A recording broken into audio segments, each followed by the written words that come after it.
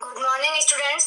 पिछली क्लास में हमने थर्ड यूनिट के चैप्टर नंबर सेकंड में infrastructural support in teaching and learning के अंतर्गत क्लासरूम सेटिंग अरेंजमेंट से संबंधित उसका मीनिंग, डेफिनेशन एंड टाइप्स का विशद अध्ययन किया।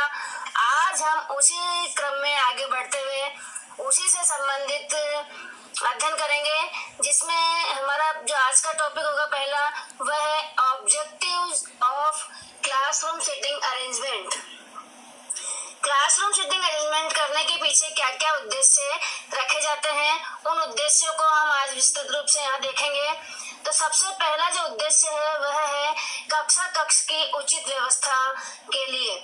सिटिंग अरेंजमेंट जब किया जाता है तो इस उद्देश्य को ध्यान में रखते हुए किया जाता है कि कक्ष जिसमें कि छात्रों को अधिगम करवाया जा रहा है उसमें उचित व्यवस्था होनी चाहिए। उसमें किसी प्रकार का व्यवधान अधिगम के समय शिक्षण और अधिगम के समय किसी प्रकार का व्यवधान उसमें उत्पन्न नहीं होना चाहिए। तो इस उद्देश्य को ध्यान में रखते हुए और सिटिंग अरेंजमेंट किया जाना चाहिए।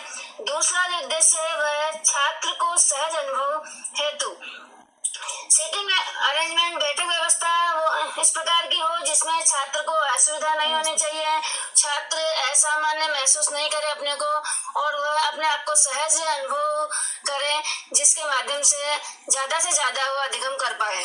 तीसरा जो उद्देश्य है सिटिंग अरेंजमेंट का वो है शारीरिक एवं मानसिक कठिनाई से मुक्ति हेतु। अर्थात बैठक व्यवस्था में भीड़ का अगर माहौल होता है तो उससे, और अगर कक्षा में छात्रों को हवा और प्रकाश की उचित सुविधा नहीं मिल पाती है तो इससे उसके शारीरिक और मानसिक, फिजिकल और मेंटल कठिनाइयां उसके अंतर्गत आती हैं। अर्थात बैठक व्यवस्था सही होनी चाहिए। इस उद्देश्य को ध्यान में रखते हुए सिटिंग अरेंजमेंट किया जाना चाहिए। नेक्स्ट जो ऑब्जेक्टिव है वह है शिक्षण अधिगम को सरल बनाने के लिए सिटिंग अरेंजमेंट किया जाए। बैठक व्यवस्था का यह भी मुख्य उद्देश्य है कि जिससे अध्यापक को शिक्षण कार्य में और छात्रों को अधिगम कार्य में परेशानी नहीं हो। तो ये ध्यान में रखते हुए भी सिटिंग अरेंजमेंट किया जाना चाहिए। नेक्स्ट है शोरगुल पर नियंत्रण के लिए भी सिटिंग अरेंजमेंट किया जाता है। इस उद्देश्य को ध्यान में रखते हुए भी अगर हमारा सिटिंग अरेंजमेंट सुव्यवस्थित है, सही तरीके से है, शिक्षक का ध्यान सभी बच्चों पर पूर्ण रूप से जा रहा है, तो इससे क्या होगा कि कक्षा में कंट्रोल होगा, शोरगुल नहीं होगा। तो इसको ध्यान में रखते हुए और सिटिंग अरेंजमेंट किया जाए। नेक्स्ट उद्देश्य जो है हमारा वो है प्रभावशाली ढंग से परीक्षा संपन्न कराना। जब बालक को पढ़ाया जाता है तो पढ़ाने के बाद उसका मूल्यांकन इवैल्यूएशन करने के लिए उसका परीक्षण किया जाता है। विभिन्न प्रकार के टेस्ट लिए जाते हैं, मंथली टेस्ट लिए जाते हैं, हाफ ईयरली एग्जाम होता है और फाइनल एग्जाम होता है। तो इनमें इस प्रकार की व्यवस्था की जाए जिससे कि जो परीक्षा जो ली जा रही है वो प्रभावशाली तरीके से संपन्न हो सके, उसमें किसी प्रकार की कठिनाई नहीं आए। तो इसको ध्यान में रखते हुए भी कक्ष में सिटिंग अरेंजमेंट किया जाता है। तो ये मुख्य उद्देश्य हैं जिनको पूर्ण करने के लिए कक्ष में सिटिंग अरेंजमेंट होता है। उसके आगे हम इसी कड़ी में आगे देखेंगे importance of classroom sitting arrangement. कक्ष जो बैठक व्यवस्था है उसका क्या महत्व है, इस जब सही तरीके से सिटिंग अरेंजमेंट किया जाता है तो इससे क्या फायदे होते हैं, उसका क्या महत्व है। तो इसमें सबसे पहले है छात्र के व्यक्तित्व विकास में सहायक होता है।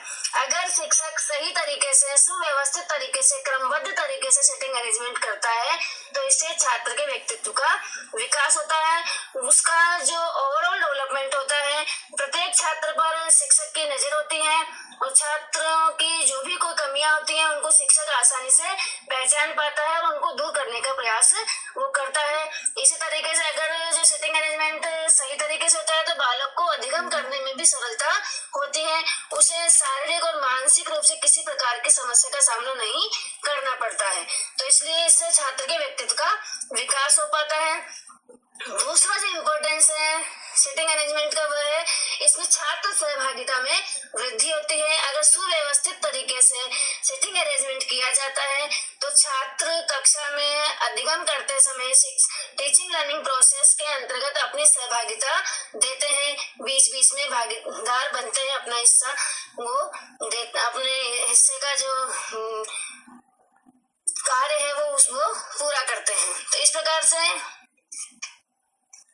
नेक्स्ट है ध्यान केंद्रण में सहायक। सिटिंग अरेंजमेंट जो है वो बालक का ध्यान केंद्रित करने में भी सहायक होता है। अगर उचित तरीके से सिटिंग अरेंजमेंट किया जाता है तो सभी बच्चों का जो ध्यान है वो कक्ष में होने वाली विभिन्न गतिविधियों पर आसानी से रह पाता है, उसे किसी प्रकार की समस्या का सामना नहीं करना पड़ता है।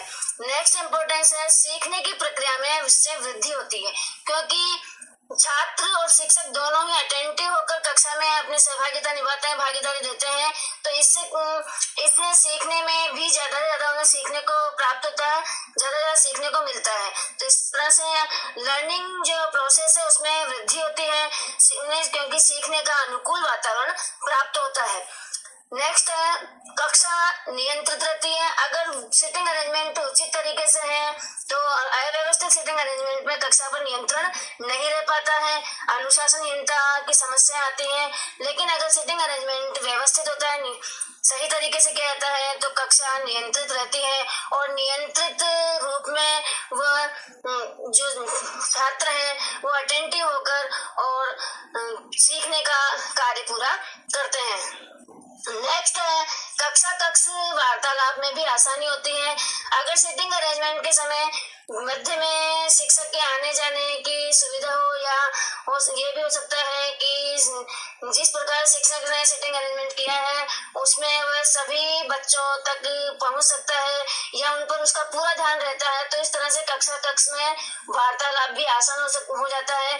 बालक तक वो जाकर और उससे संबंधित कोई भी समस्या है बालक से वो उसका समाधान कर पाता है। तो अगर ये सिटिंग अरेंजमेंट सही होता है तभी ये सब कुछ संभव हो पाता है।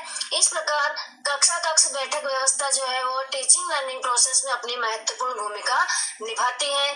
अधिक से अधिक अधिगम के लिए उचित बैठक व्यवस्था का होना आवश्यक है।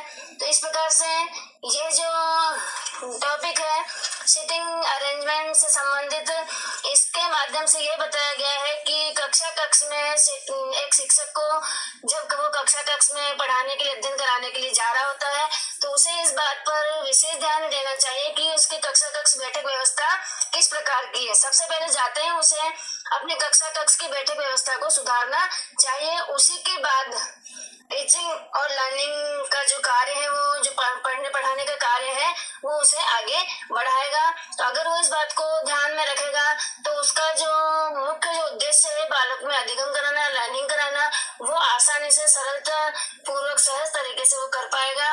तो इसलिए एक विद्यालय में उचित प्रकार का सिटिंग अरेंजमेंट भी होना आवश्यक माना गया है। धन्यवाद।